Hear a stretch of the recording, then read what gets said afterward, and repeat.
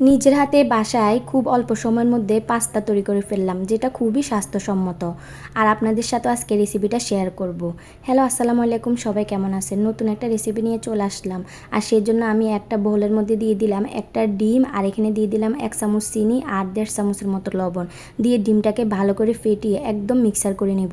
এটা মিক্সার হয়ে গেলে আমি এখানে এখন দিয়ে দিব 1 কাপ পরিমাণে আটা। আপনারা এখানে আপনাদের পরিমাণ মতো আটাটা দিতে পারেন, তবে আটার পরিমাণটা বাড়ালে আপনাকে অবশ্যই কিন্তু ডিমের পরিমাণটাও বাড়াতে হবে। এখন এগুলো দেওয়ার পরে আমি এগুলোকে হাত দিয়ে ভালো করে মেখে নিব। হাত দিয়ে ভালো করে মাখার পরে যদি পানির প্রয়োজন হয় তাহলে সামান্য একটু পানি ইউজ করতে পারেন, কোনো অসুবিধা নেই। এগুলো হাত দিয়ে ভালো করে মেখে খুব সুন্দর করে একটা ডো তৈরি করে নিব। আর এই ডোটাকে অবশ্যই 10 মিনিটের জন্য কিন্তু রেস্টে রেখে দিতে হবে। আর এই ফাঁকে দেখেন আমি সামান্য কিছু সবজি নিয়ে নিলাম, কারণ আমার বাসাতে এগুলোই ছিল। আপনারা ইচ্ছে করলে এখানে ক্যাপসিকাম ইউজ করতে পারেন, তাহলে কিন্তু এটা আরও বেশি কালারফুল হবে। তাই আমি এখানে গাজর কুচি করে নিলাম, আর টমেটো একদম কুচি কুচি করে নিলাম, আর নিলাম একটা রসুন কুচি করে, আর কিছু পেঁয়াজ কুচি করে নিলাম আমি। দেখেন আমার সবজিগুলো কিন্তু অলরেডি কুচি করা হয়ে গেছে। এদিকে আমার যে ডোটা তৈরি করে রেখেছিলাম ওইটা কিন্তু মোটামুটি সফট হয়েছে। যদি আপনারা 10-15 মিনিটের জন্য এটাকে রেস্টে রাখেন, এটা কিন্তু অনেকটা সফট এবং মোলায়েম হয়ে যাবে। আমি এটাকে এখন দুইটা ভাগে ভাগ করে নিলাম। নিয়ে আমি এখন একটু মোটা করে একটু বড় করে একটা রুটি বেলে নেব। যেহেতু বাসায় পাস্তা বানাচ্ছি সেজন্য আমি একটা স্টিলের ধারালো একটা কাপ নিয়ে নিলাম। এটার সাহায্যে আমি এখন ছোট ছোট আকৃতির এই রুটির মধ্যে ছোট ছোট আকৃতির রুটি বের করে নেব। আপনারাও ইচ্ছা করলে সাইজটা আর একটু ছোট বা একটু বড় করতে পারেন। বড় করা যাবে না, কিন্তু একটু সাইজ ছোট করতে পারেন, কোনো অসুবিধা নেই। যে কোনো কিছুর সাহায্যে আপনারা এইভাবে গোল শেপটা করে নেবেন। আর এখান থেকে যে আটাটা বের হবে বাড়তি রুটির অংশটা, ওইটা দিয়েও কিন্তু আপনারা একটা রুটি তৈরি করে এখান থেকে আপনারা পাস্তা বানিয়ে ফেলতে পারবেন। আমার সবগুলো রুটি অলরেডি বেলা শেষ। এখন আমি এগুলো দিয়ে আপনাদেরকে পাস্তার এক শেপ তৈরি করে দেখাবো। প্রথমে এটাকে 2 ভাঁজ করে নিব, তারপর সামনে আর পিছনে দিয়ে একটু সামান্য চেপে নিলে কিন্তু খুব সুন্দর একটা পাস্তার শেপ চলে আসবে। এটা দেখতে কিন্তু অনেকটাই সুন্দর এবং অনেক কঠিন মনে হয়, কিন্তু একদমই সহজ। আমি আরেকটু আপনাদেরকে দেখিয়ে দিচ্ছি। দেখেন একটা রুটিকে মাঝখান দিয়ে 2 ভাঁজ করে নিয়ে তারপর দুই পাশে একটু হালকা চেপে দিবেন, তাহলে কিন্তু খুব সুন্দর একটা পাস্তার শেপ চলে আসবে। এভাবে আমি সবগুলো রুটিকে আমি কিন্তু পাস্তার শেপ দিয়ে দিলাম।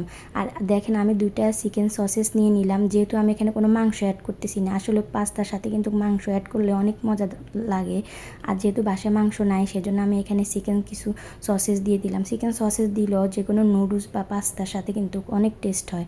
আর আমি এখানে কিছু কুসুম গরম পানির মধ্যে এখন আমি এই পাস্তাগুলোকে সিদ্ধ করার জন্য দিয়ে দিব।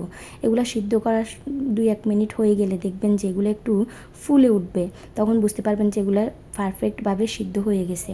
এখন আমি এগুলোকে খুব দ্রুতই একটা ছাঁকনির সাহায্যে এগুলোকে গরম পানি থেকে ছেঁকে নেব। এগুলো কিন্তু গরম পানিতে বেশিক্ষণ রাখা যাবে না, না হলে কিন্তু এগুলো দলা পেকে যাবে, এবং এগুলোকে অবশ্যই ঠান্ডা পানি দিয়ে ধুয়ে নিতে হবে। আর এই ফাঁকে আমি একটা ফ্রাই প্যানের মধ্যে কিছু তেল দিয়ে দিলাম, আর পেঁয়াজ রসুন কুচিগুলো দিয়ে হালকা করে ভেজে তারপর আমি গাজর আর টমেটোগুলো আর কাঁচামরিচ কুচি দিয়ে দিব। আর বাসায় আমার এখানে মিক্স একটা জিরা মশলা ছিল, সেটা আমি এখানে 1 চামচের পরিমাণ দিয়ে দিলাম। আর দিয়ে দিলাম আমি এখন সসেসগুলো। আসলে আমরা তো এটা নিজের হাতে তৈরি করছি, তাই এখানে আমাদের কোনো নিজস্ব মশলা তৈরি করা নেই। সেজন্য আমি এখানে রাঁধুনি ভেজিটেবল যে মশলাটা আছে সেটা দিয়ে দিলাম। এটা কিন্তু অবশ্যই দিতে হবে, এটা দিলে কিন্তু খেতে অনেক মজাদার হবে।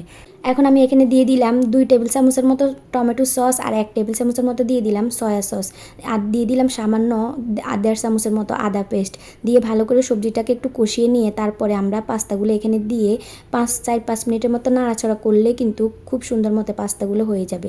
এখন দেখেন আমার কিন্তু খুব সুন্দর একটা আস্তে আস্তে কালার চলে আসতেছে পাস্তার মধ্যে। আসলে ঘরোয়াভাবে এভাবে যদি আপনারা পাস্তা তৈরি করেন তাহলে কিন্তু এটা আমাদের স্বাস্থ্যের জন্য অনেক উপকারী, এবং বিশ্বাস করেন এটা খেতেও কিন্তু অনেক অসাধারণ হয়। দেখেন আমার পাস্তা কিন্তু অলরেডি হয়ে গেছে। এখন আমি এগুলা খুব সুন্দর মতো পরিবেশন করে নেব। আর এটা বাচ্চাদের জন্য, বিশেষ করে বাইরের পাস্তা নুডলসের থেকে আপনি যদি বাসায় তৈরি করে খাওয়াতে পারেন তাহলে কিন্তু বাচ্চাদের জন্য অনেক উপকার। আর আমি উপর দিয়ে একটু পরিবেশনের জন্য সাদা তিল ছিটিয়ে দিলাম। এটা অপশনাল, এটা না দিলেও কিন্তু কোনো অসুবিধা নেই। অবশ্যই বাসায় একবার হলো এই রেসিপিটা ট্রাই করে দেখবেন, তাহলে কিন্তু মুখে লাগার মতো স্বাদ পাবেন।